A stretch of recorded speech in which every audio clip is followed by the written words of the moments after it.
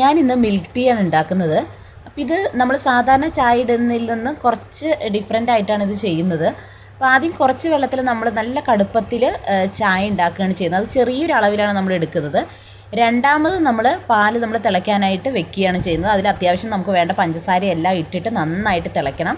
നന്നായി തിളച്ച് വരുമ്പം ഇത് നമ്മൾ നന്നായിട്ട് അതിൻ്റെ പത കിട്ടുന്നതിന് വേണ്ടിയിട്ട് നന്നായിട്ടങ്ങ് 2 പാത്രത്തിലിട്ട് നന്നായിട്ടങ്ങ് അടിച്ചെടുക്കണം.